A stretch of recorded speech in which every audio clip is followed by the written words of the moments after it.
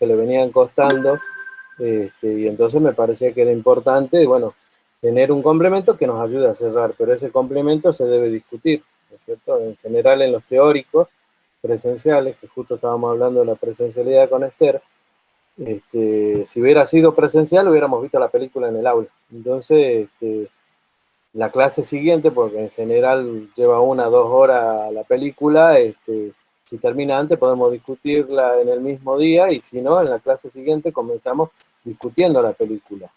Digamos, todo lo que nosotros ofrecemos dentro de la cátedra y se toman como actividades sirven para generar conocimiento.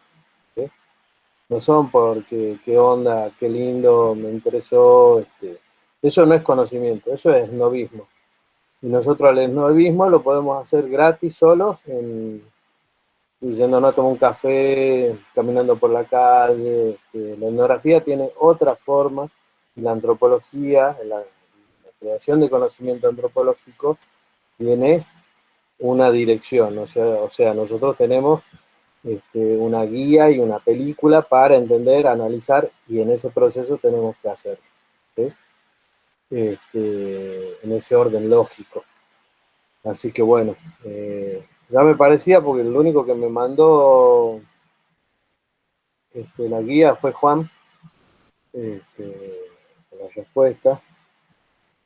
Así que bueno, una pena, porque la verdad que la película, además, con la película quería hacer, no cerrar, porque en realidad muchos de los conceptos que vamos discutiendo no es que cierran los temas o los problemas que analizamos, sino más bien profundizar, ¿no? Entonces, como estamos al borde de terminar la unidad sobre los pueblos originarios, o sobre la problemática del Estado-Nación y los pueblos originarios, y las políticas que ha tenido los diferentes Estado-Nación, en particular nosotros analizamos el nuestro, el Estado-Nación argentino, las políticas que ha tenido, las leyes que se han promovido en relación a los pueblos originarios, las leyes internacionales, y ese vínculo que siempre ha sido asimétrico, ¿no? Y en esa construcción de asimetría hay una construcción de poder. Entonces, la unidad que sigue, nosotros comenzamos a analizar teóricamente conceptos que son importantes, como el de cultura, por ejemplo, que ustedes ya lo conocen, ya lo han analizado, que desde el primer año vienen todas las materias, digamos, bien dicen todos los antropólogos, bien decimos todos los antropólogos, que es nuestro caballito de batalla para entender a la sociedad y cómo se organiza, cómo funciona. Hay otros conceptos que en estos problemas, como el vínculo del Estado-Nación con los pueblos originarios, son importantes, como el concepto de resistencia, ¿no? Y toda una cantidad impresionante de estudios que dan cuenta de estos procesos de resistencia de los pueblos originarios, de los pueblos por sus luchas políticas, y de los procesos actuales, ¿no? Que tienen que ver con pequeñas reivindicaciones, pequeñas luchas que se van organizando alrededor de diferentes colectivos y con diferentes demandas. Ese concepto que nosotros analizamos en esta unidad, que vamos a empezar hoy, es el concepto de resistencia, pero no se puede analizar la resistencia sin entender el poder, cómo funcionan las formas de poder, la lógica del poder, y a su vez cómo se produce agencia. La agencia como el proyecto cultural que tiene un determinado grupo y que tiene que ver fundamentalmente con los intereses, motivaciones que cada grupo tiene sobre su propia realidad, ¿no? Sobre el vínculo con el medio ambiente, sobre la economía, sobre la producción, sobre las prácticas culturales en sí y en general. Yo lo pongo, o pongo mejor dicho, el acento en la agencia y en la producción de agencia, porque utilizo la teoría de Anthony Giddens, ¿sí? Otros utilizan otras teorías para explicar el mundo contemporáneo. Ustedes tienen para leer para el práctico que viene dos textos, uno de Sherry Horner, que es una antropóloga norteamericana, y el de Jane Scott, que trata específicamente sobre la resistencia, que es un clásico de los estudios de la resistencia, este, y que dan cuenta de todos estos procesos, ¿no? Scott, este, como un clásico, dentro de los estudios de resistencia, bueno, va a marcar otras características que Sherry Horner después la va a unir a lo que ellos denominan la teoría de la acción, que es una mezcla de dos teorías contemporáneas, como son la teoría de la reestructuración de Giddens y la teoría de la acción de Bourdieu. Entonces, la idea es además que ustedes puedan este, ver cómo se aplica una teoría en la realidad, ¿no? Cómo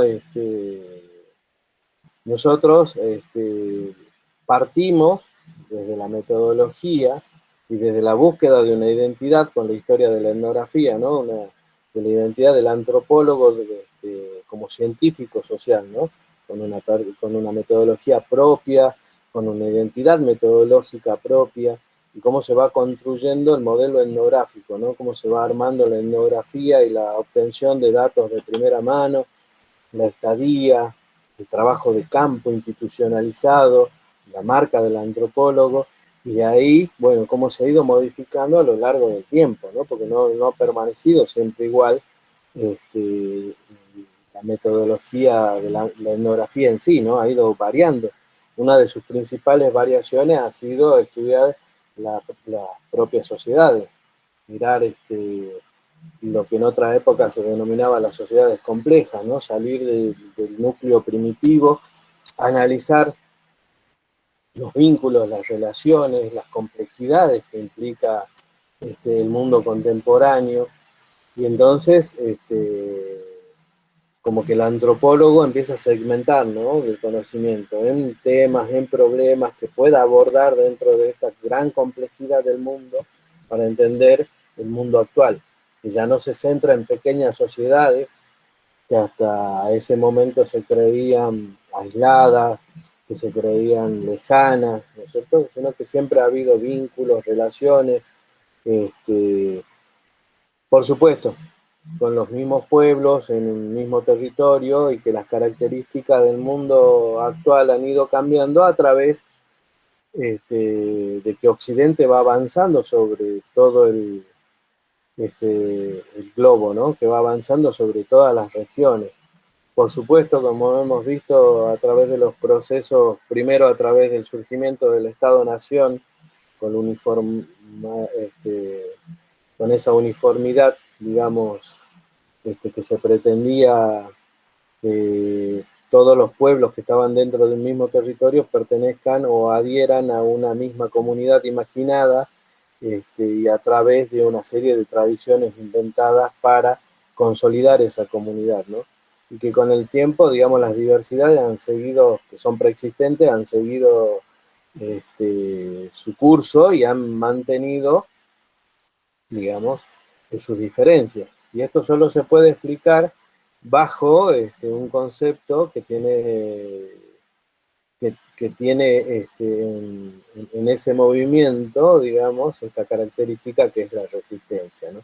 Cómo los pueblos resisten ante las imposiciones, cómo los pueblos resisten ante la desestructuración, y cómo los pueblos resisten, digamos, ante la opresión. Entonces, de eso da cuenta el cambio en el mundo que hay después de los 60, de los 70, digamos, fundamentalmente con las revoluciones que hubo en el mundo, este, con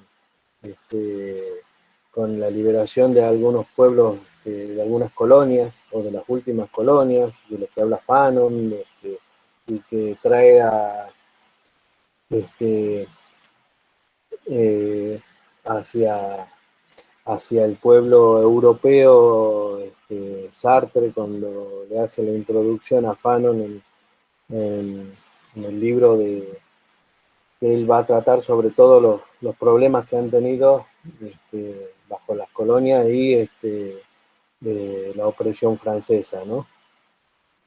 Así que bueno, todos esos procesos y esos cambios hacen que las miradas de los antropólogos, de la etnografía, ya no solamente se centre en los aspectos este, rituales, en los aspectos folclóricos, en la clasificación, digamos, como que las viejas teorías se van rompiendo, ¿no? Y se va observando que los pueblos también tienen, sobre todo los pueblos oprimidos, tienen voz, tienen intereses, tienen motivaciones y van a ir resistiendo en estos procesos.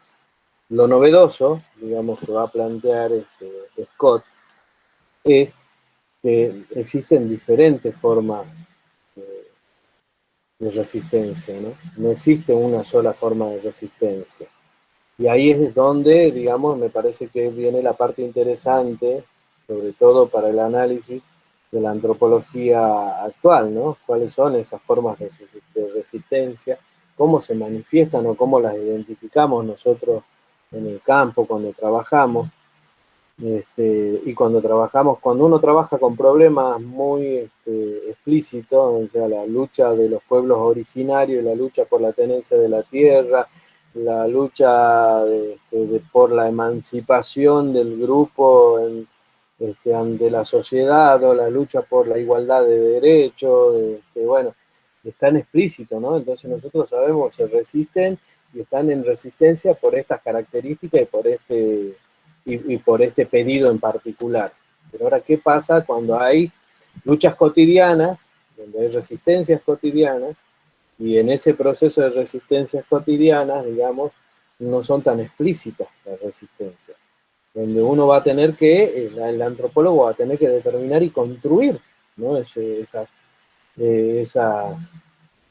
esa explicación sobre cómo resiste un pueblo a determinadas problemáticas y determinadas características.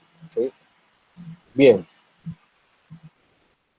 entonces, voy a ponerle el PowerPoint para que avancemos.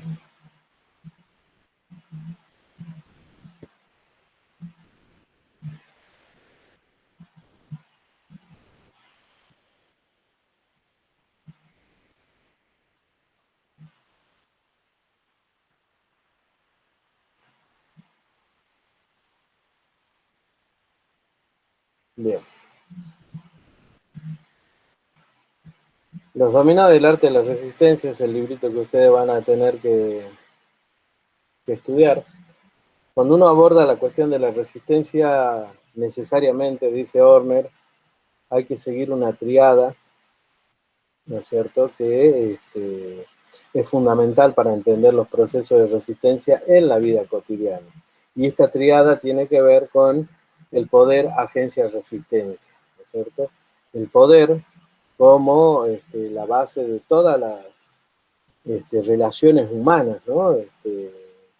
Según dice Fabricio Onofri, el poder está en todos los tipos de relaciones, ¿no?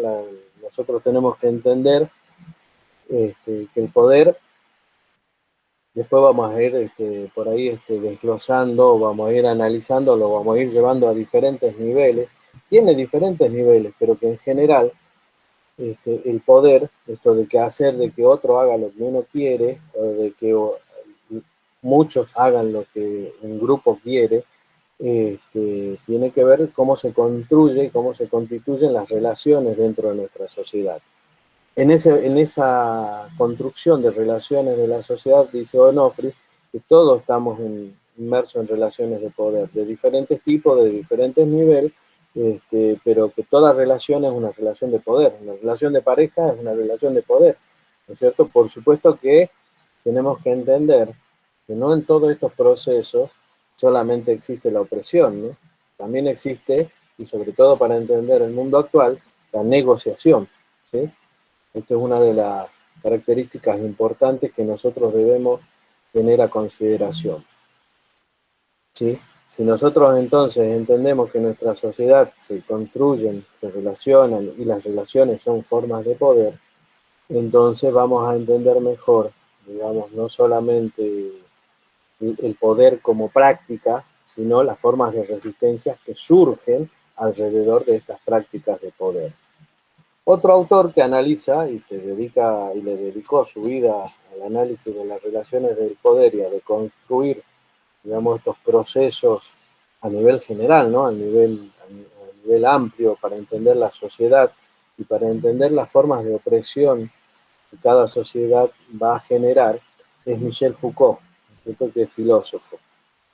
Michel Foucault analiza las formas de poder que genera el Estado, ¿no? Que genera el Estado en relación a las personas, que genera el Estado en relación a lo que va a considerar normal y a lo que es considerado anormal dentro de las prácticas o de las relaciones entre las personas, ¿no es cierto? Va a poner el acento fundamentalmente, digamos, en muchas de las formas institucionalizadas que tiene el Estado para ejercer el poder, ¿sí? Una de esas formas institucionalizadas es,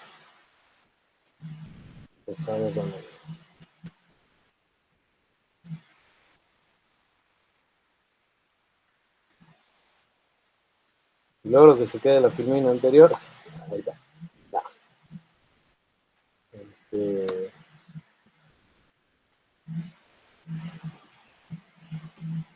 una de esas formas institucionalizadas es, este, está dada y conferida por el Estado, ¿no? Perdón, por no logro que se quede en la 3.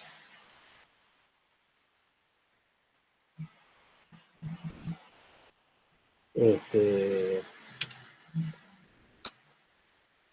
se da a través, por ejemplo, de diferentes campos, ¿no? El campo de la salud, por ejemplo, o la salud, la estructura que monta la salud. Foucault estudia mucho el tema de la locura, quiénes son considerados locos, quiénes son anormales dentro de ese proceso, este, y dentro de ese proceso, cómo se van, digamos, tratando, digamos, a las personas que son consideradas enfermas o locas, ¿no? Y que la construcción de todo un aparato de salud, el estudio de la clínica, hace que el Estado ejerza un determinado tipo de control sobre la población, es un determinado tipo de poder. Y el poder genera, o el saber, mejor dicho, genera poder, ¿no es cierto? El conocimiento genera poder. Entonces, en ese proceso, o en esta primera mirada sobre el poder, digamos, se puede entender cómo el Estado, y cómo a través de sus diferentes instituciones ha ido ejerciendo diferentes tipos de poder y diferentes niveles de poder para controlar de diferentes formas a la población. Nosotros nos retrotraemos al análisis de las primeras etnografías, ¿no? De esta etnografía que surgen a partir del vínculo de la antropología con el mundo colonial, con el poder imperial, ¿no es cierto? De esto de crear etnografías para manejar o controlar a la población. Entonces, digamos que también la antropología en algún momento ha sido una herramienta para consolidar ciertos espacios de poder, así como también las construcciones dentro de la historia y dentro de la memoria, ¿no es cierto?, que consolidan espacios de poder, que podemos recordar, qué no podemos recordar, qué debemos estudiar, cuál es la lengua permitida y cuál no, ¿no es cierto? Todos son juegos de poder, ¿sí? Si uno tiene una lengua originaria y en el proceso de aculturación que el Estado-Nación ha ejercido sobre esa población, el requisito fundamental es que dejen de hablar esa lengua y hablen castellano, entonces la escuela, la educación también es una forma de poder, ¿no? Hay un librito muy interesante, se llama El Estado y los aparatos ideológicos del Estado, de Althusser, donde analiza cada uno de estos este, aparatos, ¿no? Como aparatos opresivos, además, ¿no? Dentro de la estructura social y cómo van, digamos, generando un pensamiento y una ideología que son un pensamiento y una ideología en el proceso, digamos, de la sociedad a través de las instituciones, ¿no? O sea, cómo se va creando en la población determinado tipo de conocimiento y cómo se deja de lado otro tipo de conocimiento a través de la educación, por ejemplo.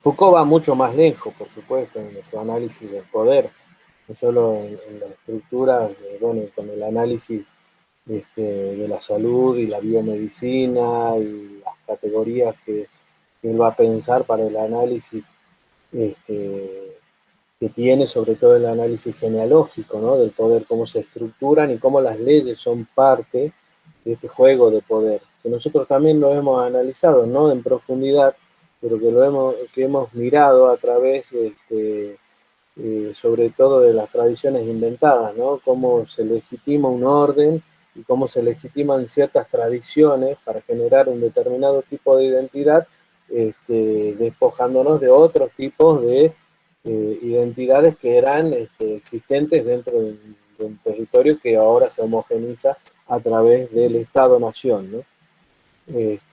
Son todas formas de ejercicios de poder.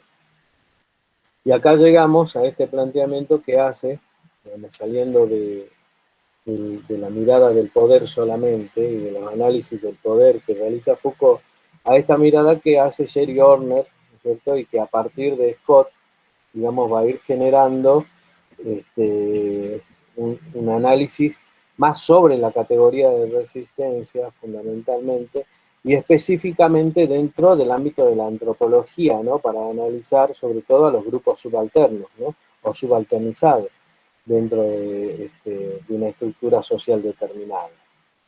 Es interesante, digamos, en los últimos años, por ahí la que para mí, digamos, hay un montón de estudios sobre resistencia, hay bibliotecas enteras escritas sobre conceptos de resistencia y incluso sobre casos, ¿no? De pueblos que generan resistencia y los contextos en los que se generan las formas de resistencia, ¿no? Que tiene que ver con esta implementación de combinar la agencia, el poder y la resistencia, ¿no? La agencia como el proyecto de un grupo cultural o de un grupo, un determinado grupo social que va a generar cambios dentro de su propia estructura, ¿no? Y estos cambios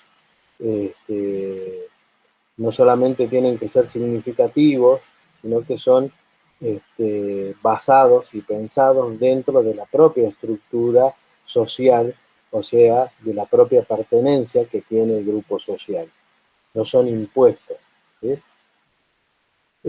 Esto ocurre, digamos, en lo que se puede denominar en una situación de producción de agencia natural normal, ¿no? O sea, cuando los grupos deciden generar cambios porque hay ciertas prácticas que ya son obsoletas o porque hay una necesidad de cambio de adaptación, porque, digamos, las formas instituidas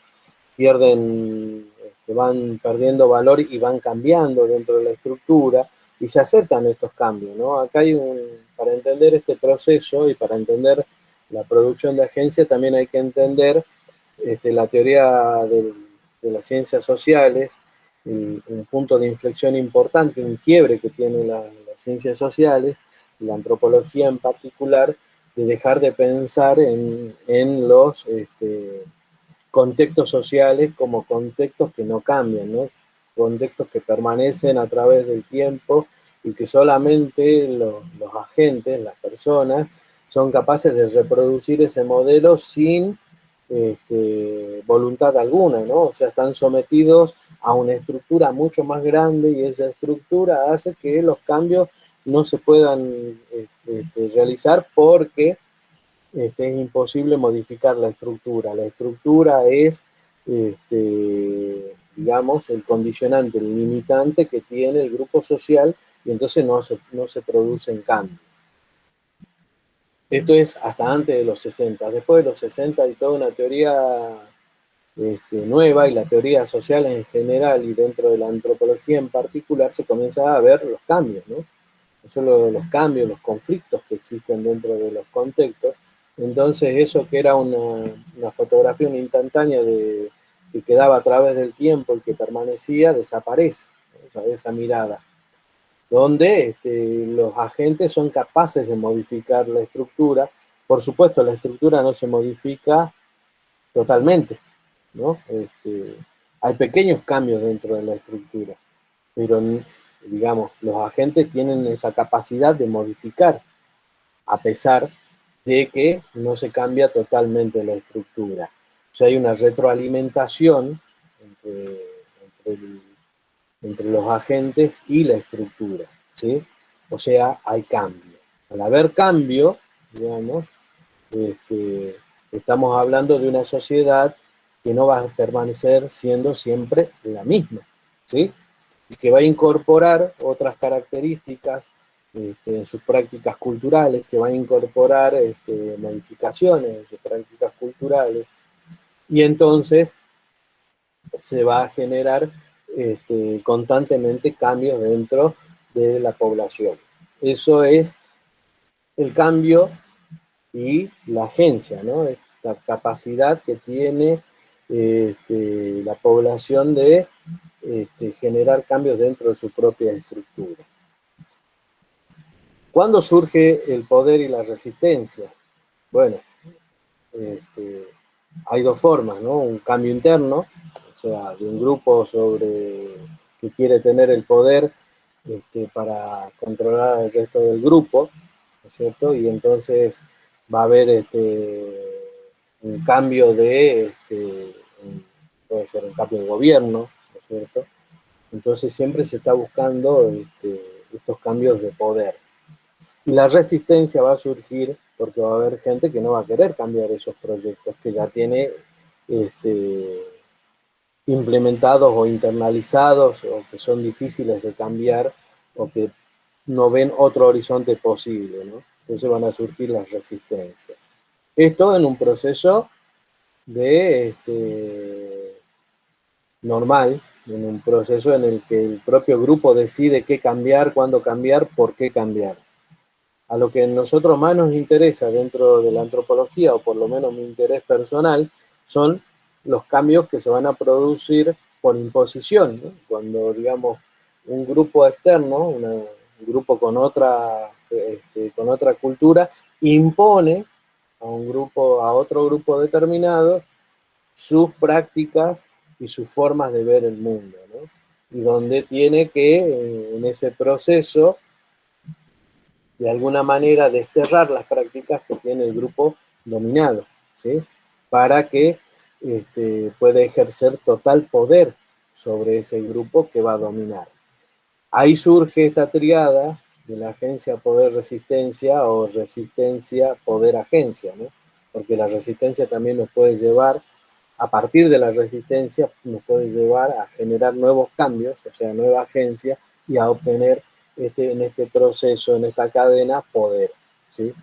O sea que, como pueden ver, digamos, y sobre todo como está configurado el mundo actual, es un proceso no menos complejo, ¿no? Un proceso en el que no solamente intervienen las luchas este, cotidianas, también intervienen las luchas políticas, también intervienen, digamos, estos procesos que son mucho más generales y amplios dentro de la búsqueda de los determinados grupos en determinados espacios y en determinados contextos.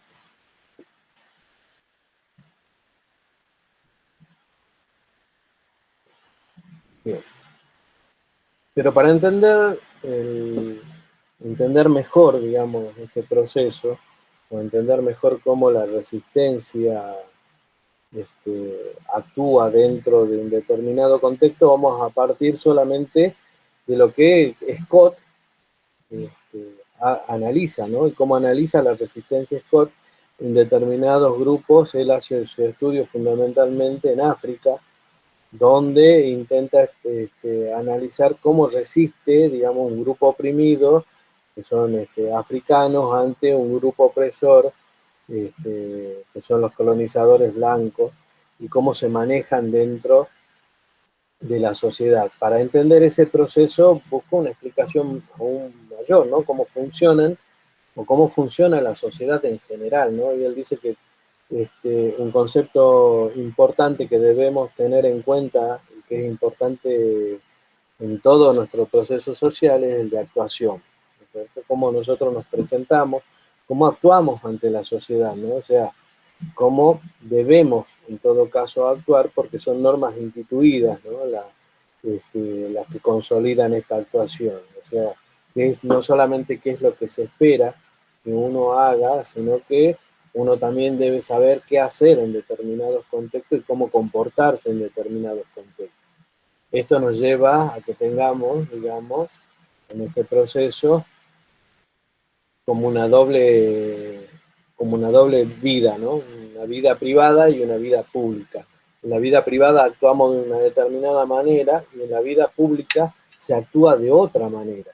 Se actúa de acuerdo a estas características que nos impone la sociedad o las normas que nosotros vamos a consolidar y vamos a establecer dentro de la actuación, ¿no? Entonces, para entender cómo funcionan o cómo se manifiesta la resistencia, debemos entender cómo una sociedad determinada actúa, ¿no? O sea, cómo se presenta, cómo se hace el comportamiento público, ¿no? Dentro de lo social.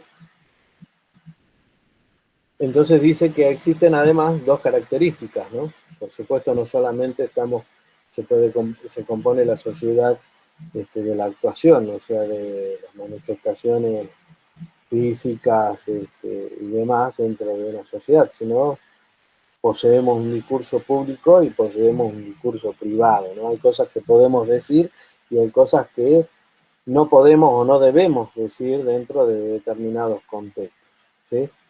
Y debemos guardar ciertos comportamientos, ¿no? O sea, yo puedo adherir a un modelo político general y en ese modelo político general algunas cosas no me gustan, pero no las voy a decir públicamente, me las voy a reservar para mi grupo más íntimo o mi grupo familiar, que sí va a saber qué son las cosas que no me gustan, cuáles son mis descontentos en relación a ese mundo político y público, ¿no? Como ocurre, digamos, si uno lo piensa en términos de la vida cotidiana, como ocurre, digamos, en la vida cotidiana. O sea, hay cosas que nosotros, incluso en la familia, ¿no? Las reservamos para decirle a nuestro núcleo familiar, o sea, a la esposa, a los hijos, y hay cosas y que no las decimos al resto del grupo familiar, que es nuestro discurso privado, ¿no? Que son esas cosas, esos descontentos, o esos pensamientos que tenemos sobre los otros y las formas en las que miramos o en las que nos relacionamos con esos otros, ¿sí? Entonces hay todo un discurso público y un discurso privado, que tiene que ver, además, con estas formas de relacionarnos y con las formas del poder que están en el medio de esta práctica, ¿sí? Como les digo, cuando es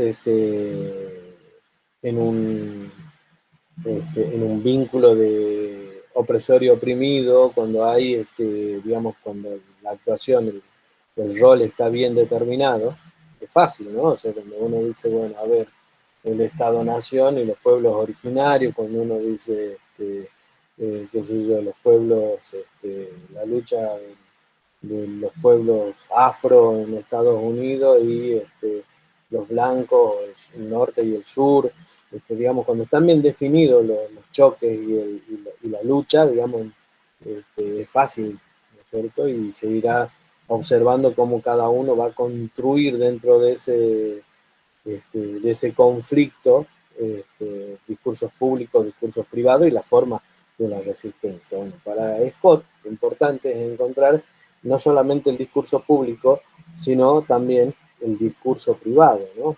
También se le puede decir discurso oculto. A mí me gusta tanto porque nos remite más a la educación este, que tiene cada grupo, ¿no? Y cómo actúa cada grupo y qué oculta cada grupo, qué no dice cada grupo. Y en realidad lo más interesante es lo que no se dice que lo que se dice, que lo que es público, ¿no? Lo que es público, la reverencia del esclavo ante el amo, el respeto del esclavo ante el amo, o el respeto de la población ante, qué sé yo, ante un político, y cuando se va dice, terrible este tipo, uno puede decir es un hijo de, ¿no? Pero en público, ¿no? ¿Cómo le va? ¿Cómo anda? ¿Qué tal? ¿No es cierto? Lo oculto es lo que es donde se puede observar la resistencia y cómo se construyen esas resistencias, según Scott, ¿no? Por supuesto, estamos pensando en los términos teóricos.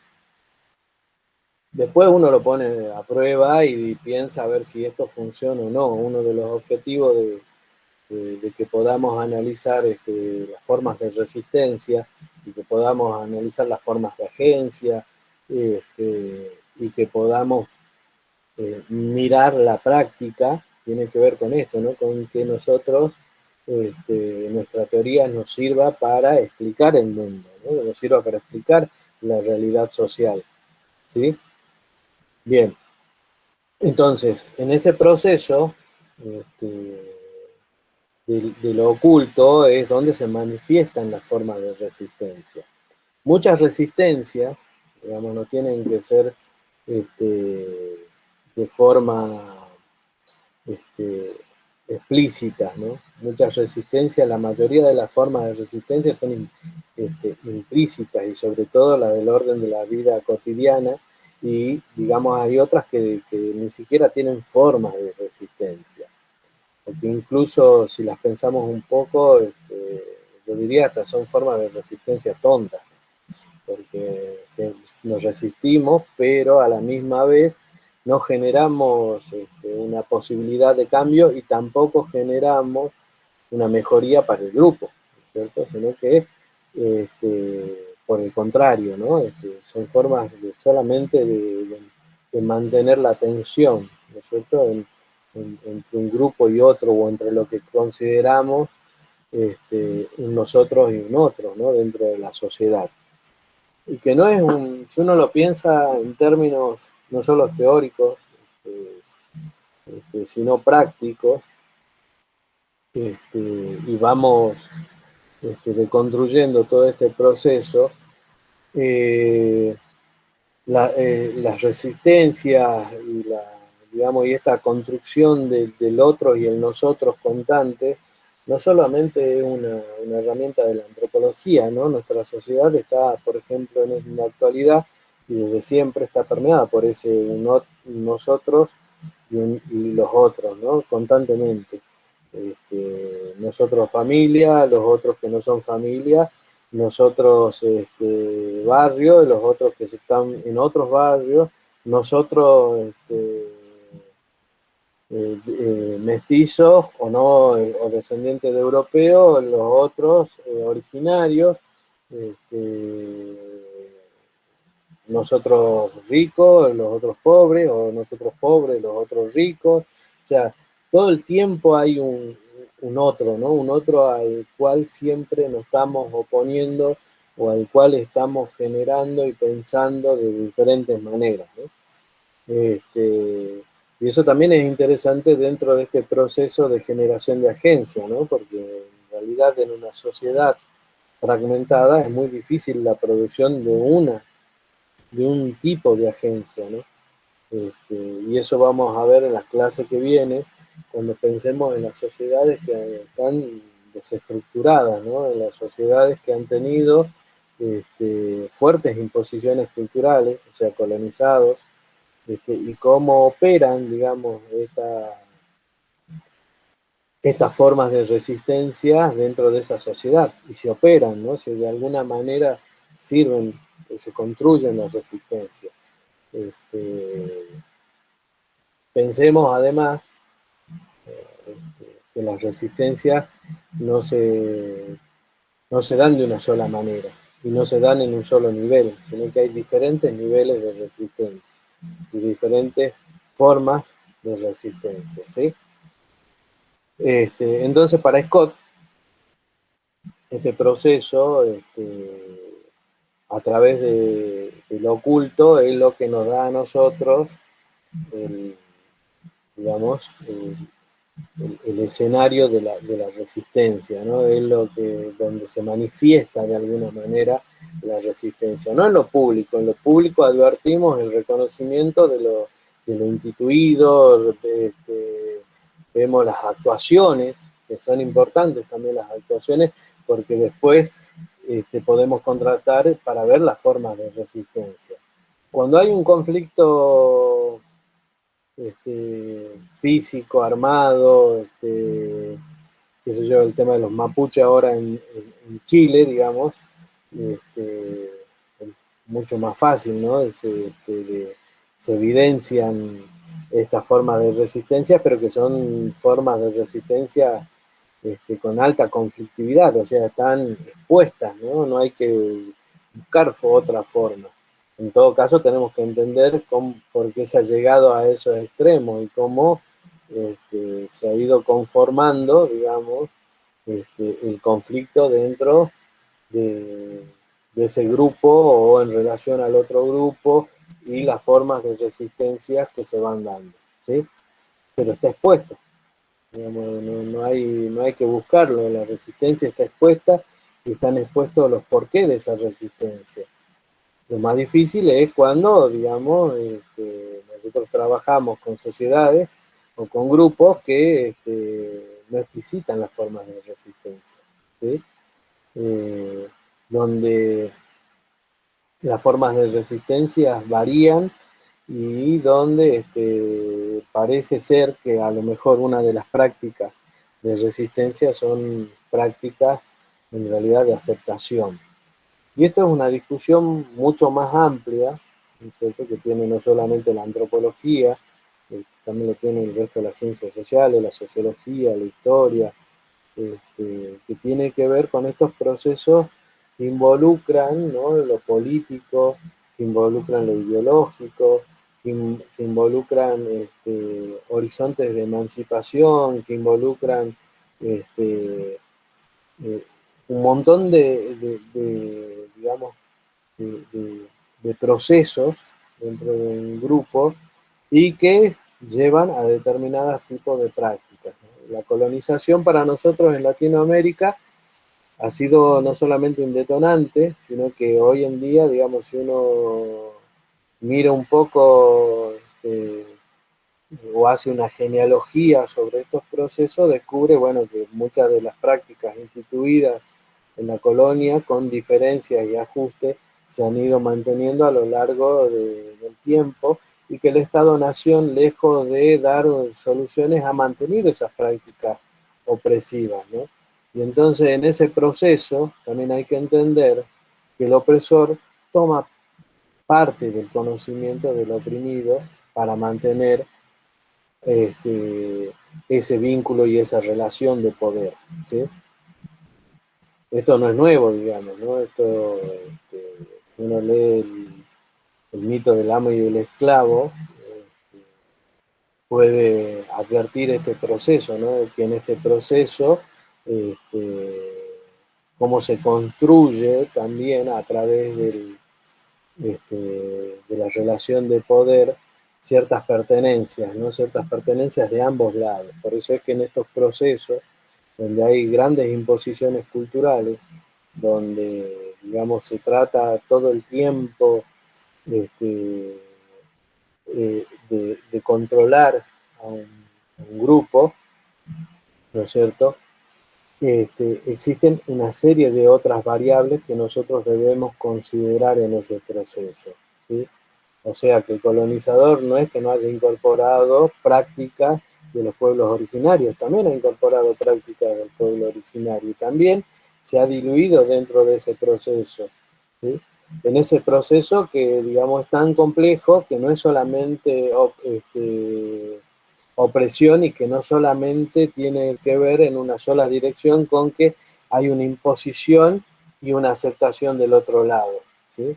Porque si fuera tan mecánico, no tendríamos resistencias, y menos aún formas diferentes de resistencia, ¿no? Por eso es que las formas en las cuales se ha ido analizando a lo largo de los procesos históricos de América Latina, muchos de estos procesos donde se involucra la imposición cultural, ¿no es cierto? Se han ido creando diferentes tipos de conceptos, y entre esos aparece el sincretismo, ¿no? Como una expresión de solapamiento, ¿no? Donde hay una especie de solamente de aceptación, ¿no? Donde se mezcla un rasgo con otro y hay una especie ni siquiera de fusión, ¿no? Sino de encuentro. Y me parece que es mucho más complejo, ¿no? Por eso el sincretismo hay que tomarlo como concepto, hay que tomarlo como pinza, ¿no? En estos procesos donde ha habido mucho más este, que imposición y aceptación. Ha habido también negociación y también ha habido, ¿por qué no?, aceptación del otro lado, ¿no? Del lado del grupo de poder. Y eso lo muestra la historia, no solamente con la colonia, sino a través de diferentes momentos y en diferentes contextos donde no ha habido colonización también, ¿no es cierto? Donde ha habido luchas de clase. También hay una necesidad de que el grupo de poder adopte ciertas características del grupo dominado para poder ejercer el poder. Esto, que puede llegar a parecer altamente contradictorio, es lo que ocurre todo el tiempo en estos procesos de cambio, ¿no? Y si no, solo habría un grupo dentro del poder y el resto no podrían ni siquiera pensar en llegar al poder, ¿no? Hay sociedades en las que esto ocurre, por supuesto que hay sociedades en las que esto ocurre, pero en general, digamos, hay todo un proceso en el cual los oprimidos también pueden llegar al poder, o sea, también pueden generar su propia agencia y al generar su propia agencia van a generar poder, ¿sí? A través, por supuesto, de vendría a ser puente que es la resistencia, ¿no? Cuando no está conforme determinado grupo, determinada sociedad, con determinadas características o con determinadas formas de aplicación del poder. Entonces, para Scott, digamos, la estrategia principal es esta, ¿no? La de cómo nos comportamos y cómo mantenemos en el mundo privado nuestras resistencias, ¿no? Cómo se mantiene en ese ámbito cotidiano las formas de resistencia y que esto que a la luz de la actuación en la vida pública parece una aceptación, no lo es, sino es una forma de resistencia. Ya cuando analicemos puntualmente en los casos nuestros en Latinoamérica o cuando tomemos ejemplos, van a poder observar que muchas de estas características que suenan a algo abstracto son formas de resistencia, ¿sí? Porque si no, el mundo se la pasaría de entre opresores y oprimidos y nada más, ¿no? Y las luchas por los derechos, las luchas por las reivindicaciones, las luchas por los territorios, los diferentes tipos de luchas no tendrían sentido y no existirían, ¿no? Este,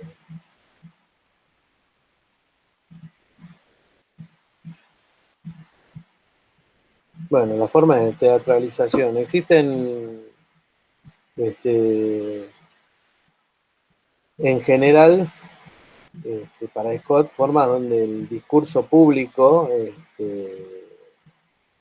tienen cierta apariencia, digamos, de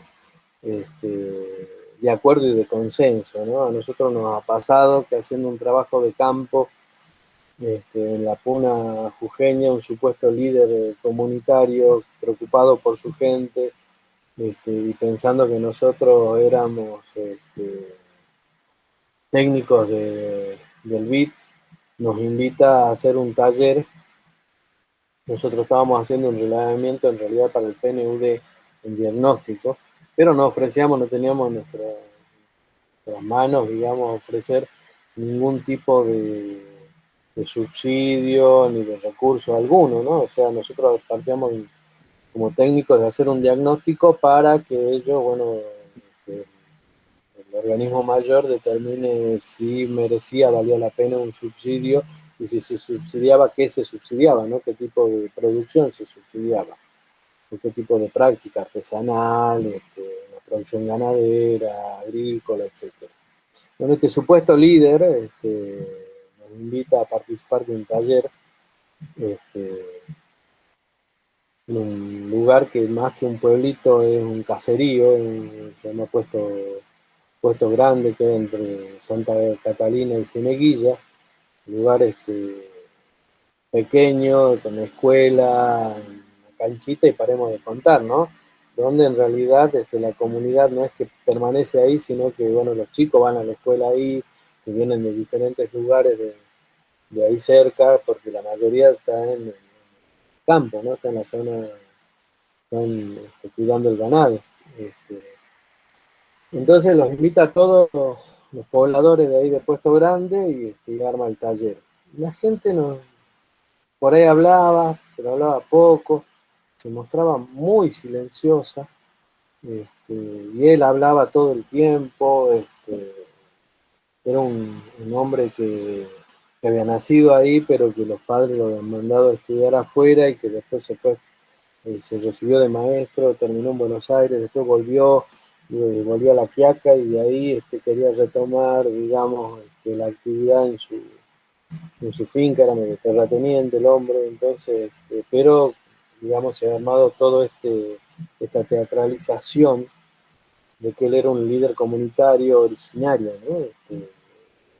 Por supuesto desconocía las prácticas, desconocía las formas, incluso hicieron un ritual de la Pachamama, donde, digamos, él todo el tiempo actuaba más como un político que como un líder comunitario. Bueno, y nosotros que el grupo de investigación que andamos mucho y que conocemos mucho y muchos somos locales, encima conocemos cuáles son las prácticas rituales, quién las debe hacer, ¿no es cierto?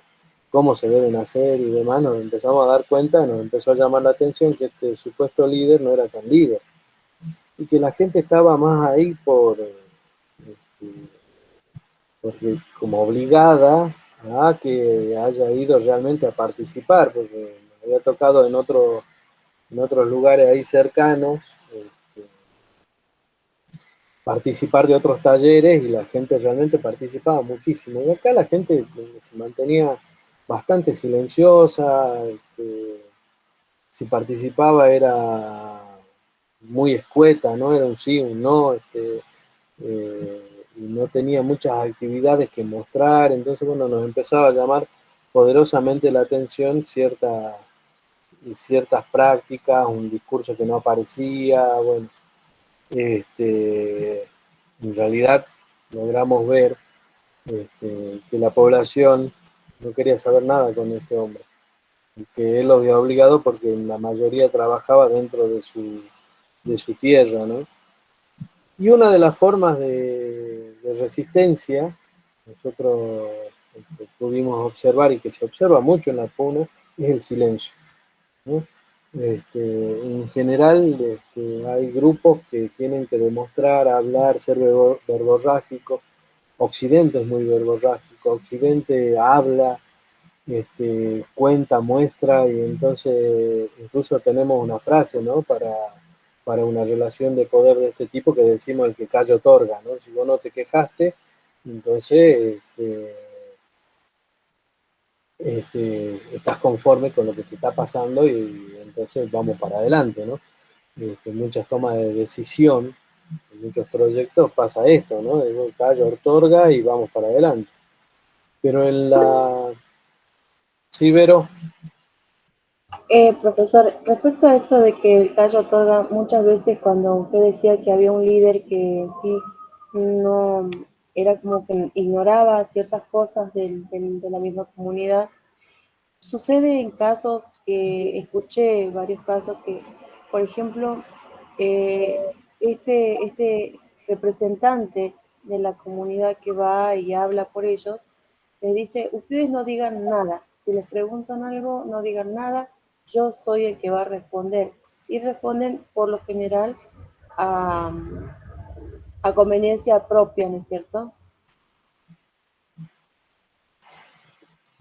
Sí, bueno, pero ahí en realidad a lo que voy es que si uno no empieza a mirar, digamos, las formas de resistencia, nosotros podríamos haber pensado que este hombre realmente era un líder comunitario. Si viene otro que no tiene las prácticas, incluso hace unos años tuvimos un caso de un psicólogo norteamericano que vino a la Puna y quería hacerle electroshock a los pobladores de la Puna porque no hablaban mucho.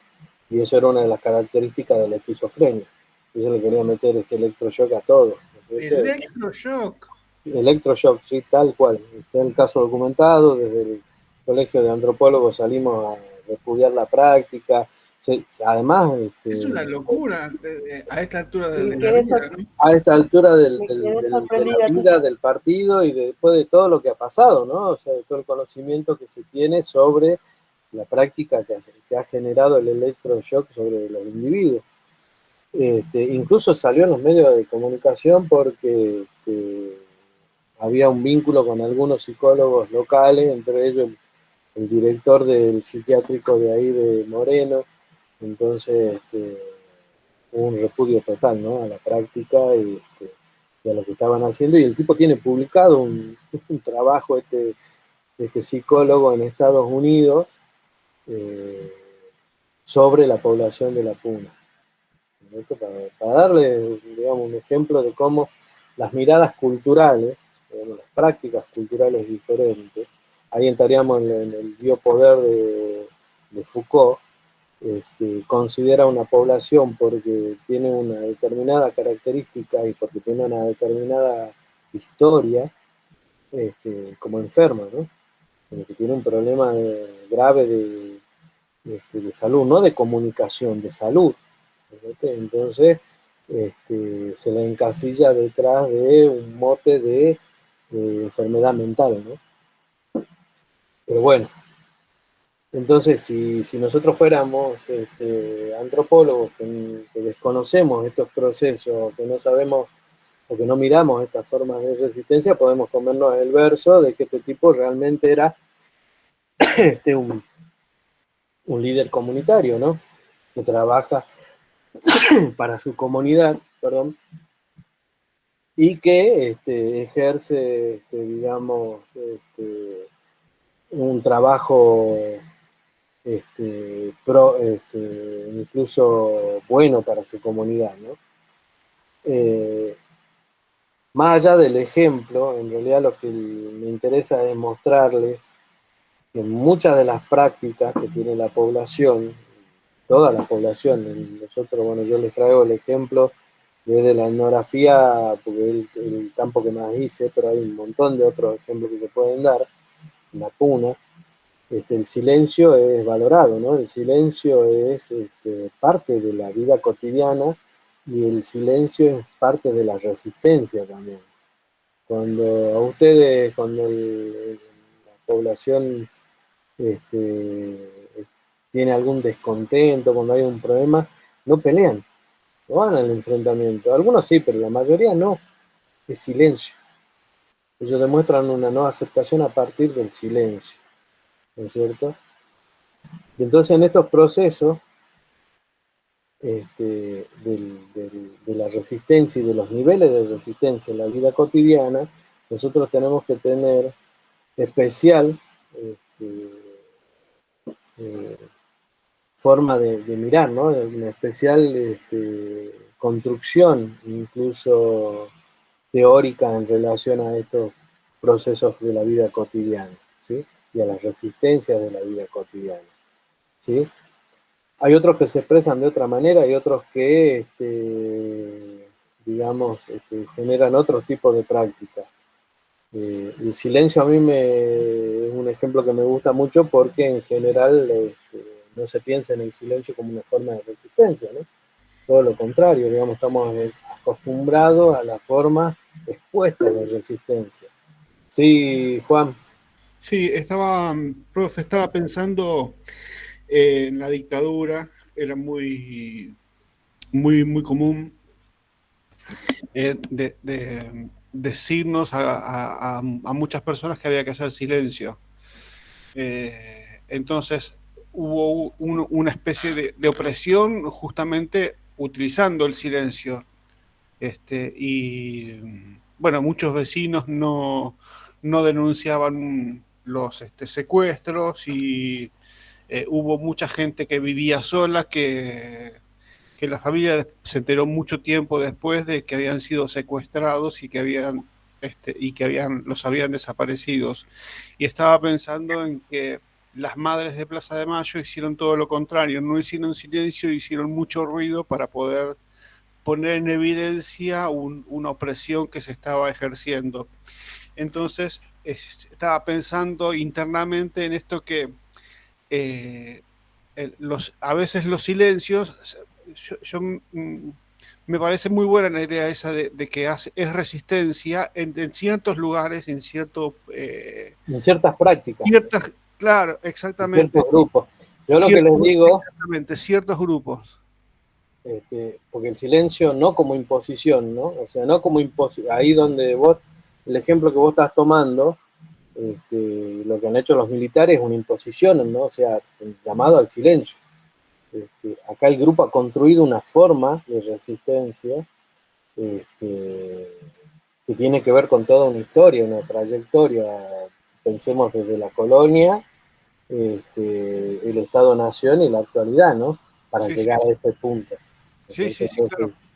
Que es totalmente diferente, digamos, a esa imposición de silencio, que en realidad la forma de resistencia, claro, es no hacer silencio. Es Es decir, justamente, la es resistencia lo es, digamos, contrario, ¿no? el movimiento opuesto, claro. Es decir, salir y hacer, ahí tiene la resistencia explícita, ¿sí? Ahí la resistencia es manifiesta, o sea, ahí estamos diciendo no quiero que siga pasando esto, no quiero que desaparezca mi hijo, quiero que me devuelvan mi hijo, etcétera, etcétera. O sea, es un posicionamiento y además, digamos, nosotros podemos advertir cuál es la resistencia, ¿no es cierto? Y hacia quién es la resistencia. Ahora, el ejemplo que yo estoy tomando es la vida cotidiana, ¿sí? Es cuando ni la lucha ni la resistencia están expuestas, pero hay formas de resistencia, ¿sí? ¿Se entiende, Juan? Sí, sí, sí, sí, se entiende. Nada más que yo quería, digo, se me cruzaron las dos, No, está bueno, las digamos, la mismas idea es esta. acciones, desde, digamos, desde un punto de vista distinto de la utilización de ese elemento, ¿no? Sí, sí, sí. No, y está bueno, digamos, porque son contrastes, en realidad, donde uno puede ir haciendo este contrapunto y poniendo, digamos, de relieve diferentes formas. Por eso les digo, hay diferentes formas, no hay una forma. Nosotros podemos tomar la teoría de Scott y tener, en términos analíticos, ver cómo opera, ¿no? Esto del discurso público, el discurso privado. Ahora, cómo opera en la vida, en la realidad y en el grupo que nosotros estamos trabajando, quizás se manifieste de otra manera, ¿no es cierto?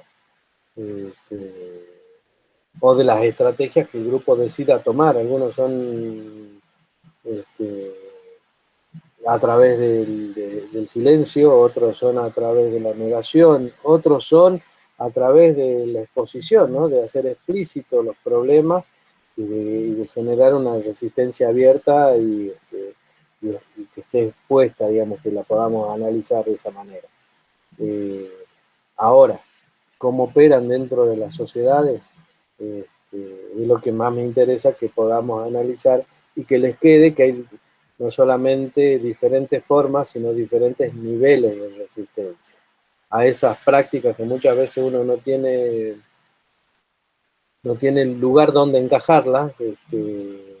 Pensemos que nosotros partimos de teorías que son totalmente occidentales y europeas, ¿no? O sea, en este proceso de descolonización del pensamiento hay ciertas características que no terminamos de descolonizar, ¿sí? Y con esto no quiero decir que esté mal, digamos, ¿no? Está bueno, tenemos algunas teorías, y de hecho dentro de Latinoamérica hay muchos avances y discusiones, y discutimos con los teóricos europeos y demás. Ahora bien, muchas de estas categorías que están pensadas en en ese mundo y de forma tan ordenadita y tan esquemática, acá no funcionan, ¿no? Pensemos incluso en la misma ciencia y en las formas de operar dentro de la sociedad, ¿no? La razón como elemento central, ¿no? Del manejo de la sociedad. Y hay muchas características que si científico social tendría que analizar de nuestra sociedad, determinaría que son irracionales, ¿no es cierto? Pero a lo mejor no es que sean totalmente irracionales, o que sean por falta de conocimiento, o sea, por ignorancia. Tienen que ver también con formas de resistencia, ¿no? Si le cambiamos, le damos vuelta a la mirada, podemos encontrar, ya te dejo, Vero, este, déjame cerrar la idea, podemos encontrar formas de resistencia, ¿sí? Sí, Vero, decime. Sumado a lo que decía el compañero Juan y a lo que usted está dando del concepto de resistencia, muchas veces y con la suma de, también del pensamiento de las personas, uno puede tomarse como ejemplo. Yo me resisto a hablar por protección, por ejemplo, a los míos, a mi familia, a mi grupo, porque muchas veces también en la actualidad toman a una persona para que hable o diga informaciones, etcétera, sobre el resto, y, y esta persona se niega a hablar. O sea, yo, una especie de resistencia también creo, no sé, me corregirá usted.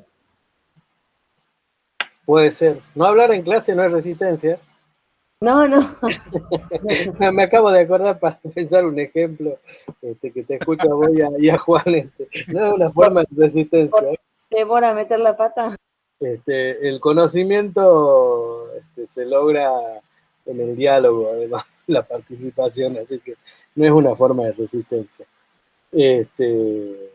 Claro, por lo general yo lo que veía así también en documentales y películas es que cuando la gente decide no hablar y se resiste a hablar es cuando ve que aquellos que hablaron terminaron muertos o desaparecidos. Claro, bueno, esos son casos extremos, ¿no? Acá estamos hablando de formas de resistencia para entender cómo opera la sociedad. La semana que viene vamos a trabajar específicamente sobre cómo opera la teoría dentro de la etnografía y de la realidad. Entonces yo me voy a mostrar cómo yo he trabajado a partir de Giddens, de construir una mirada sobre los problemas del desarrollo y las prácticas del desarrollo en la población, pero también cómo ejercen agencia y han encontrado una forma de generar resistencia a partir del conocimiento, no del silencio, sino del conocimiento, ¿no? Que es totalmente diferente. Y ustedes van a tener para leer no solamente un texto mío, sino un texto de Ricardo, que él toma a los chanés, digamos, en esta práctica de hacer máscaras, de los mascareros, que era una práctica solamente para un ritual y para el grupo, no era abierta, no era para quien no perteneciera al grupo. Y en un momento, para poder vivir, para poder sobrevivir, o sea, para poder generar un poco de economía para la comunidad, abren ese ritual, lo resignifican, y entonces las máscaras, hoy en día hay máscaras en todos lados, ¿no? De las máscaras que nosotros ahora vemos, y ahora incluso hay nuevas, los artesanos han empezado a trabajar algunas reproducciones nuevas, y entonces, digamos, pero no se pierde el ritual. Y es una forma de ejercer resistencia para lograr mantener lo propio, o sea, de no perder sus prácticas, pero teniendo que abrirse al resto de la población. Este, Después lo vamos a discutir, por supuesto, todos podemos tener opiniones, y muchas veces si tenemos opiniones diferentes, está bueno, ¿sí? Ahora, una de las características que sí me interesa antes que sigamos, y que tengamos en cuenta, que tiene que ver, digamos, con el ejercicio del poder, sobre todo, y con esto que les dije al principio, de cómo se negocia, ¿no? Incluso entre el amo y el esclavo, hay siempre un tire y afloje, le decíamos antes, ahora es una negociación, ¿no? Permanente, que podemos tomarla, digamos, y analizarla en cuestiones políticas de diferentes maneras, pero que es necesario entender que las formas de resistencia también, o en las resistencias también hay formas de negociación, ¿no? Sobre todo cuando estamos ante procesos que no son debido a muerte, cuando son procesos donde un grupo en realidad solo quiere, que no es poco, igual perpetuarse en el poder, este, y donde se van construyendo, digamos, otras formas de relaciones, ¿no? De poder. Eh, yo tomaba como ejemplo dentro de estas negociaciones de cómo el poder necesita también, o los opresores necesitan incorporar de los oprimidos, y generar empatía, sobre todo en el mundo político, ¿no? Lo podemos ver, digamos, es donde está expuesto, donde es más fácil verlo. Este, una de las cosas que a mí me parecía grotesca era, por ejemplo, la campaña de Macri, cuando se presentó para ser presidente, ¿no? Que salía bailando Gilda, ¿no? Que tomaba un elemento popular para generar empatía con la población ante un discurso que no decía nada, y ante un ofrecimiento que no decía nada, ¿no? O sea, no tuvo una gran plataforma, ni un modelo de país sólido, o una propuesta, ¿no? Un modelo de país. Eran más bien conceptos vacíos, iba por donde la gente quería, y encima le añadía ese condimento de generar empatía saliendo bailando Gilda, ¿no? Y entonces se incorpora, se busca que la población este, este, no genere resistencia, al contrario, y se involucre con ellos, se sienta partícipe o parte de ellos, ¿no? El grupo ese de poder que quiere más poder, ¿sí?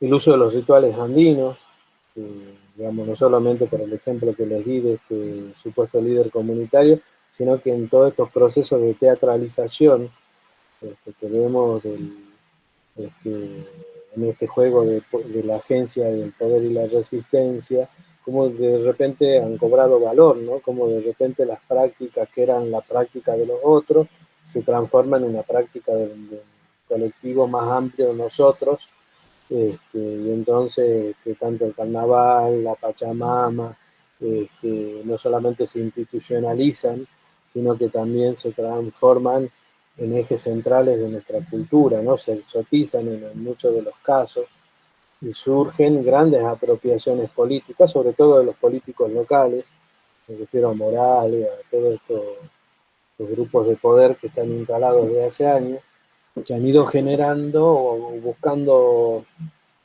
a través de los rituales andinos, generar marcos de aceptación, ¿no? Por parte de toda la población. Este, Otra de las características que tienen los políticos locales en este juego del poder y de la resistencia es incorporar, o del vínculo de generar agencia, e incorporar modismo, ¿no? Los localismos lingüísticos. Si ustedes le prestan atención al gobernador, por ejemplo, este, todo el tiempo está tratando de hablar, digamos, como cualquiera de la población, ¿no? No se muestra como un hombre que maneja un capital lingüístico más amplio, sino al contrario, ¿no? Se muestra como uno más para generar esa empatía. Y en estos procesos de generación de agencia y de poder son importantes estos elementos, ¿no es cierto? Son importantes porque todo el tiempo nos están como trayendo y atrayendo a que somos todos parte de un mismo de un mismo grupo y de un mismo interés con las mismas pertenencias, los mismos intereses, cuando es totalmente lo opuesto, ¿no? Y entonces eso genera también formas, o no genera resistencia. Entonces buscan caminos que no generan resistencia. Este, y eso me parece que dentro del ámbito de la antropología política también es interesante de empezar a incorporar y a mirar, ¿no? O sea, como así como hay grupos que generan resistencia ante ciertos problemas y ante ciertas situaciones y ante ciertas luchas, también como lo político permea para que no existan formas de resistencia, ¿no? O que las resistencias sean mínimas dentro de estos contextos, ¿no? Entonces puedan ejercer el poder a voluntad, ¿cierto? Puedan ejercer sobre la población más allá de los discursos públicos y de los discursos privados, ¿no? El discurso público, si uno toma la categoría de Scott, en lo público, los docentes van a la escuela y todo lo demás, pero hay un ejercicio del poder fuerte, un disciplinamiento que si no van, digamos, les descuentan las horas, les descuentan el presentismo, entonces la gente va, aunque no le guste, va. Ese como mecanismo de poder, ¿no? Y después, en el discurso, ahí se mezclan, ¿no? Lo público y lo privado. En lo privado, el descontento generalizado, pero en la práctica van y lo votan. Es algo que empieza a hacer ruido dentro de para mí, dentro de los análisis de la antropología, porque teóricamente ahí donde debería pesar lo privado, ¿no? Tanto el discurso como la práctica, ¿no? La actuación. Y esto no se ve como una forma de resistencia. Entonces, digamos, dentro de estos proyectos, o tomados de forma de proyectos de intereses, de motivaciones, de un grupo determinado, en general, eh, me parece que como que esta sociedad, ya sea a través del disciplinamiento, ya sea a través del desconocimiento, se van perdiendo de alguna forma, y sobre todo en el mundo urbano, de formas de resistencia, ¿no? Por ahí las poblaciones de la Quebrada, de la Puna, las poblaciones más lejanas, en el Ramal, la zona de Yunga, digamos, tienen otras prácticas a las que, digamos, están más acostumbrados porque han tenido que generar más resistencia y tienen una historia, digamos, una construcción histórica en general, no como concepto, sino como práctica, ¿no? La resistencia, este, son más combativos, pero nosotros en el mundo urbano veo que muchas de estas imposiciones van generando, digamos, o van generando alguna forma de resistencia que a lo mejor no la estamos pudiendo ver como antropólogos, pero o que son formas erróneas de resistencia también, ¿no? Este, en general, ¿no? Y no solamente tiene que ver con un contexto social político local, sino que también tiene que ver con un contexto social, político, cultural mucho más amplio, ¿no? Que es global, ¿no es cierto? De estas formas de imposición que tiene también el mercado y que tiene el capital sobre nosotros, sin ir más lejos la tecnología, los celulares, las computadoras, digamos, los grandes distractores de nuestro tiempo, ¿no? Que en realidad nos van quitando esta posibilidad reflexiva, para mí, digamos, dentro de la ciencia y dentro de las búsquedas personales, digamos, que uno hace como antropólogo, debe ponderar ciertos lineamientos de resistencia, sobre todo a través del conocimiento, ¿no? Por lo menos para lo que, digamos, nos vamos preparando dentro de la vida académica, ¿no? Entonces, este, generar, digamos, cierto tipo de análisis y no solamente de crítica, digamos, en general a la sociedad, que tiene que ver además, digamos, con que es cada vez más complejo analizar el mundo en el que vivimos por estas características, ¿no? Antes, digamos, por ahí el análisis cuando Jane Scott se plantea hacer trabajo de campo en África para analizar esta forma y crear estas categorías de lo público, lo privado y entender cuáles son las formas de resistencia, digamos, era blanco-negro, ¿no es cierto? Era opresor oprimido.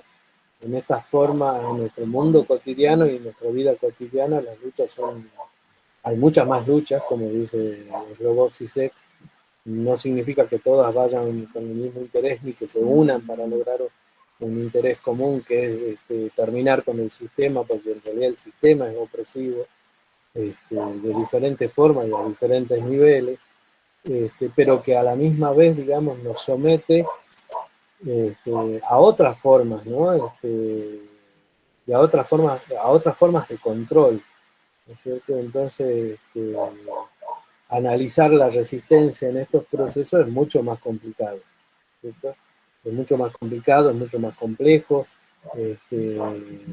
y entonces, digamos, por ahí nos sirven estos conceptos, el concepto que nos da Scott y las categorías que usa Scott para empezar a pensar, digamos, y a tener esa mirada atenta como científicos sociales dentro de la realidad.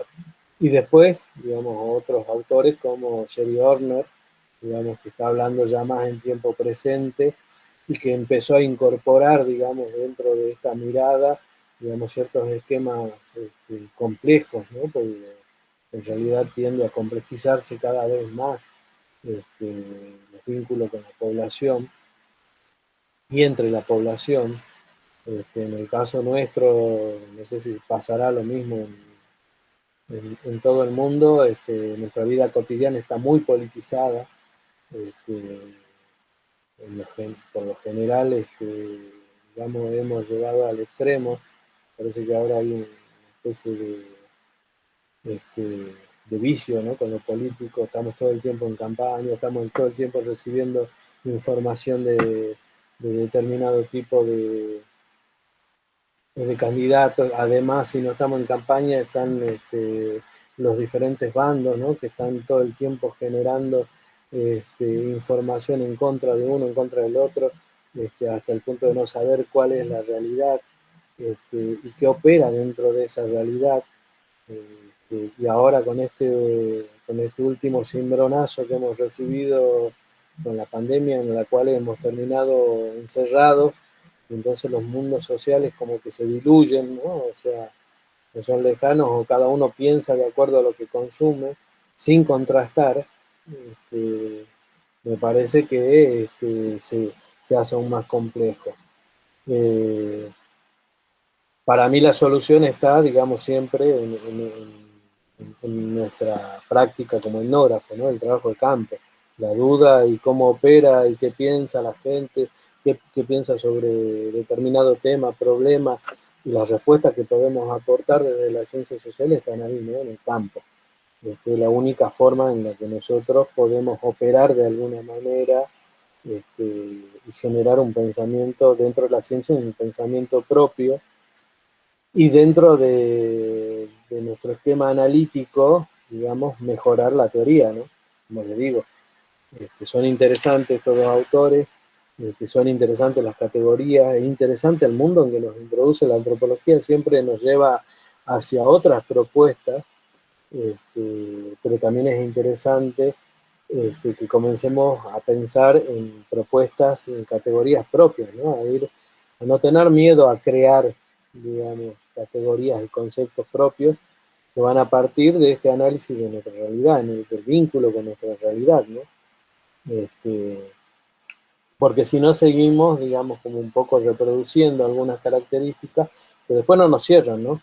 O seguimos buscando casos donde la resistencia sea explícita, donde podamos, no tengamos que hurgar mucho para entender los grandes procesos estructurales de los problemas que tenemos en América Latina, sino más bien como están expuestos los tomamos y bueno, los tomamos como caso y como en muchos casos suena lindo, y la antropología también tiene una trayectoria de mostrar las formas de resistencia, entonces, bueno, nos cierra por todos lados, ¿no?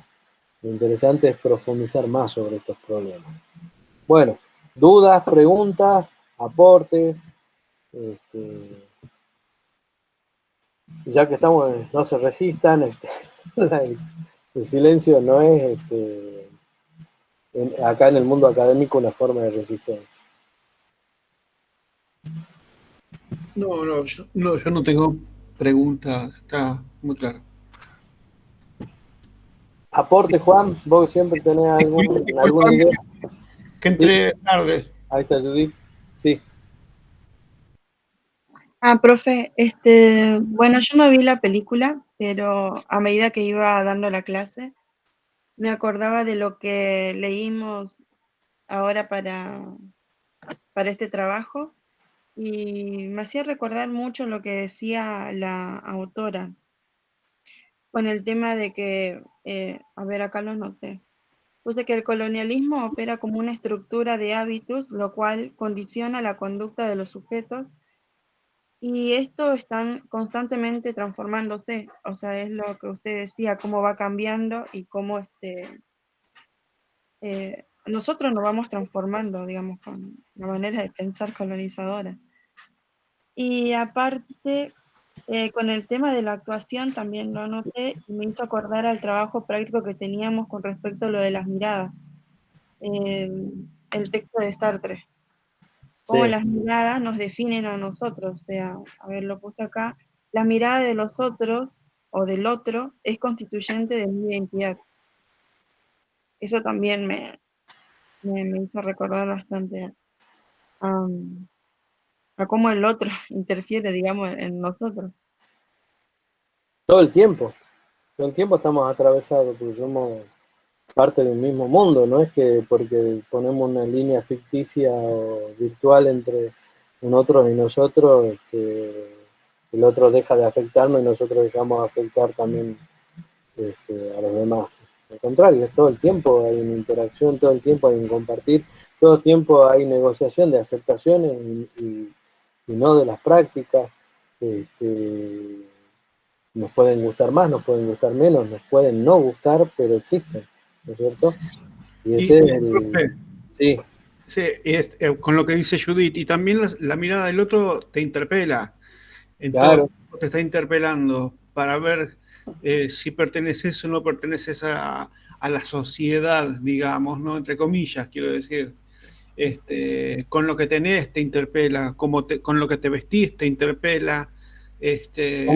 Pero no como pensás, ¿no? No, pero Antes bueno, era un elemento central el pero cómo también pensás. te va moldeando eso del cómo pensás, porque a ver, por ejemplo, estaba pensando en esto, justamente lo que decía Judith, es que el otro te mira y te hace pensar en una identidad. En esa interpelación de cómo te mira y cómo te identifica, también está vos cómo te autoidentificás y si querés pertenecer a eso o no. Entonces genera esas negaciones, de decir yo no quiero ser un indio porque no, quiero ser un blanco. Estaba pensando en la película cuando el tipo Claro. le cortaban el pelo, le limpiaban la boca, le decían no hables en lengua, o sea, hay es como dialógico, ¿no? O sea, hay un diálogo ahí en las miradas, en la interpelación, y en asumir o no esa mirada y esa interpelación también, porque hay quien decide, no, yo me he visto como quiero y como siempre me vestí, y no adaptarse a esa blanquitud de, no, yo me he visto como blanco. También acabo de acordarme de Kush, ¿no? Que decía, el indio, o el indio americano, digamos, no solamente jujeño, Sí. está con su hedor americano y viene el europeo con sus perfumes y para oler bien. Entonces, Y bueno, muchas veces al revés. ¿cómo? Que muchas veces al revés, que charlábamos el otro día, ¿te acordás? Que lo Claro, charlamos también. acá en clase también.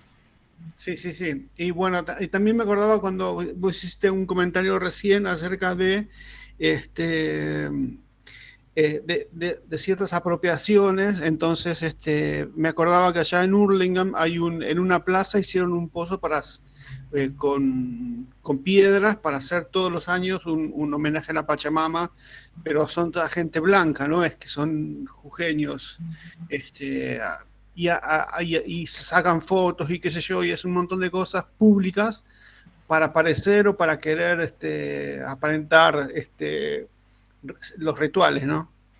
Claro. Bueno, las apropiaciones, ustedes fíjense en que, digamos, en la forma en la que opera nuestra sociedad, la forma en la que operan las identidades, la forma en la que operan incluso la discriminación, por qué uno vale y otro no vale, digamos, en términos incluso de valor económico, ¿no? Con las personas, se van construyendo los modelos, ¿no? Si un blanco hace algo que es de un originario, incluso es bien visto, ¿cierto? E incluso es hasta doblemente valorado. Este, Claro, sí, sí. y en eso opera, digamos, todos estos mecanismos de racismo, discriminación, pero así es como está construida nuestra identidad. Al caso inverso, digamos, es mirado hasta como grotesco. Pero cuando hay apropiaciones, si son aún más valiosas, ¿no es cierto? Eh, Totalmente, sí. eh, Así es como se ha conformado, digamos, y como está consolidado este mundo, digamos, colonial, porque no ha dejado de ser colonial.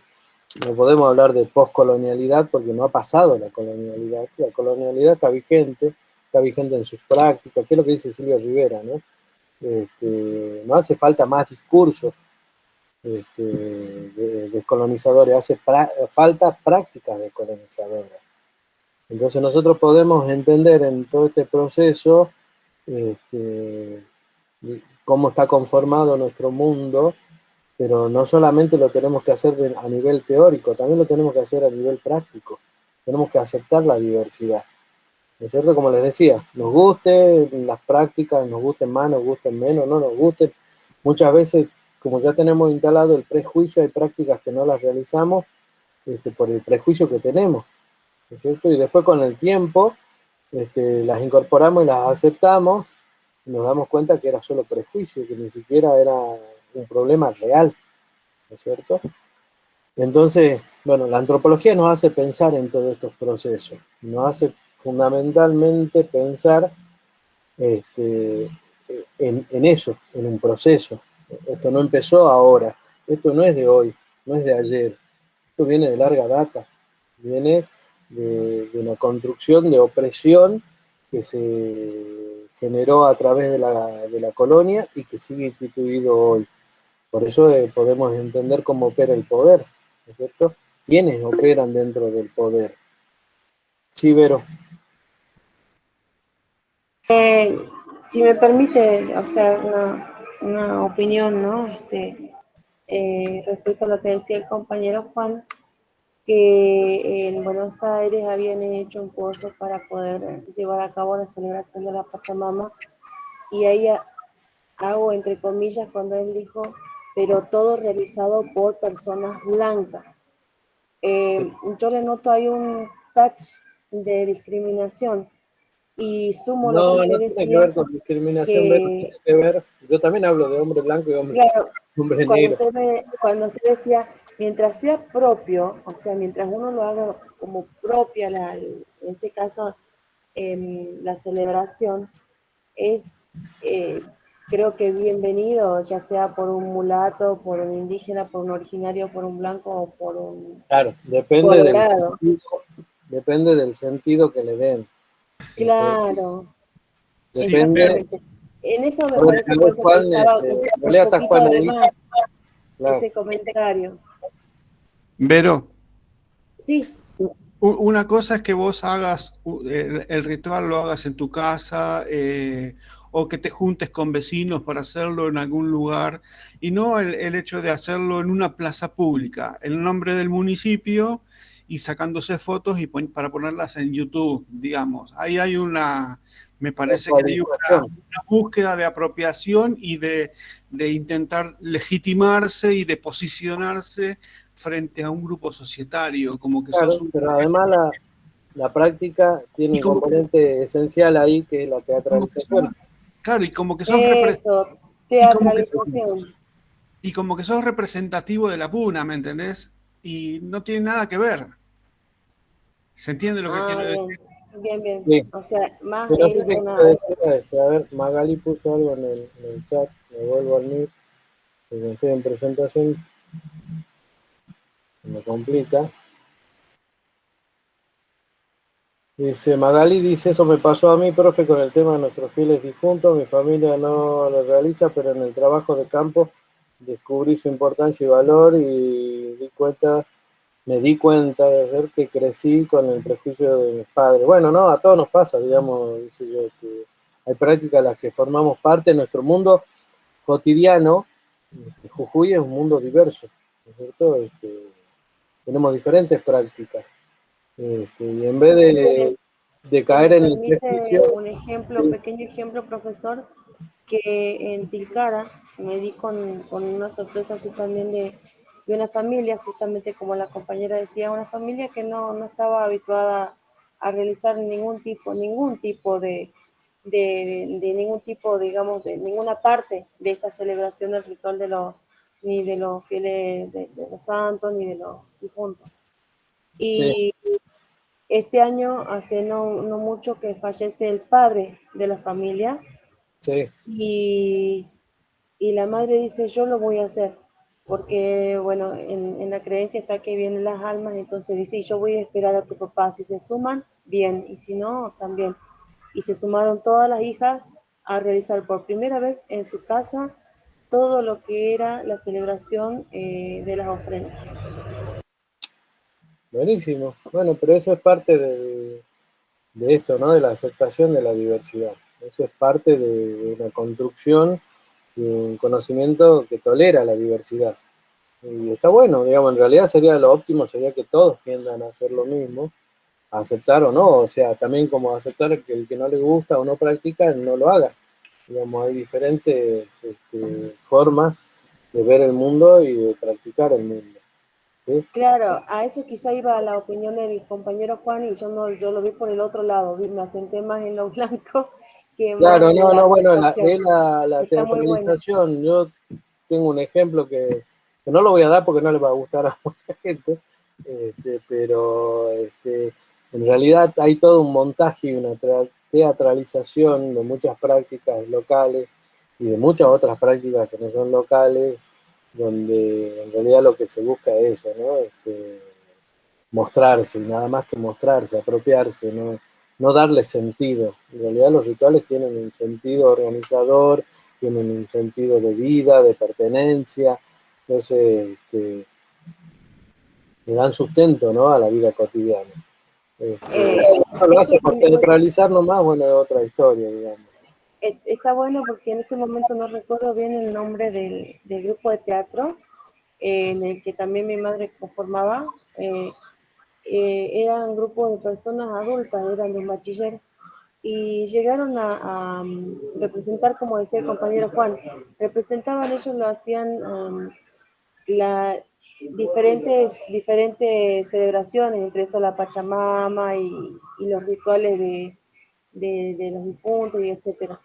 Llegaron al punto de que fueron invitados hasta no sé si otra provincia más, pero sabía que Catamarca, Mendoza, San Juan, fueron Mojuti, el teatro, el grupo Mojuti, y Sí. fueron a representar, recuerdo porque viajé junto con mi madre a Mendoza y no a las otras provincias, y representar, y la gente quedó como fascinada con ese tema también, de poder conocer la variedad exquisita, ¿no?, de la cultura argentina.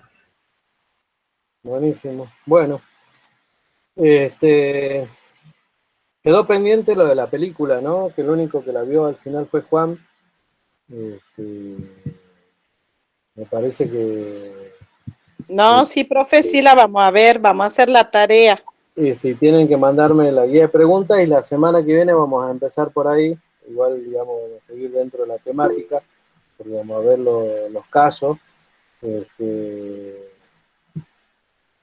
Magalí se la podía enviar, en realidad la tendrían que haber enviado la semana pasada o a principios de esta para que la vea, la guía de preguntas. En realidad es para que tengamos una mirada analítica sobre la película, ¿no? Para que aprendamos a usar la teoría y a observar, ¿no?, dentro de estas discusiones que venimos haciendo, mirar la película y encontrar ciertos elementos, y ver otros que a lo mejor no pensamos, ¿no?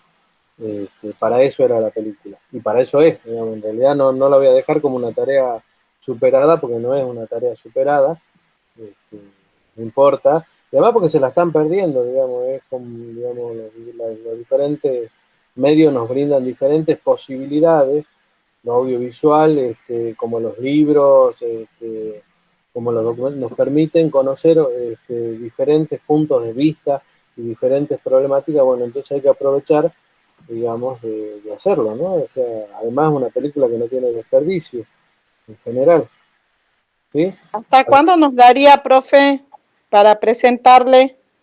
Y traten de mandar o manden hasta el lunes de la semana que viene.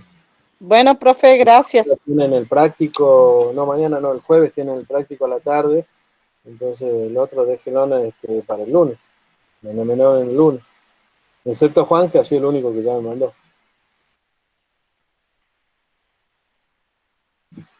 Buenísimo. Bueno, si no hay más dudas, preguntas, aportes, terminamos hoy. ¿No? No, profe, yo lo único que quería saber era lo de las películas, si lo podíamos hacer y si hay otra para ver para la semana que viene, una de las otras, las que siguen, digamos.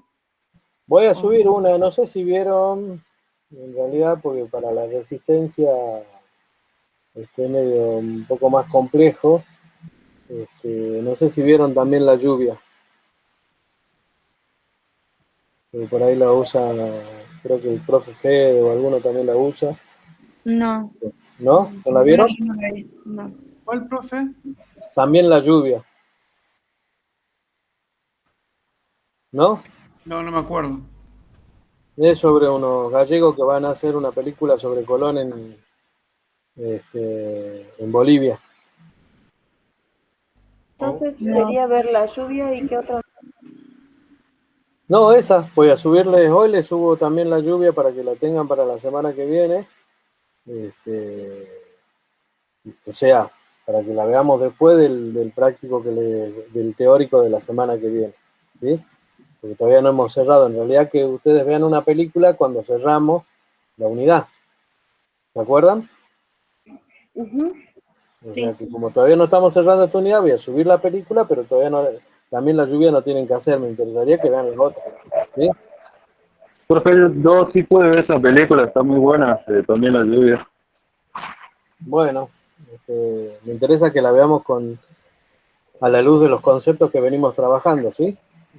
Así que bueno, ya le voy a armar una guía, le voy a subir esa película, pero eso es para la otra semana, no para la que viene. ¿Sí? Ok. Buenísimo. Buenísimo. Entonces nos vemos la semana que viene. Hasta la semana que viene, profesor. Buenísimo, que estén bien. Chau, chau. Chao, chao. Chao, profe. Chao, Gracias. chao.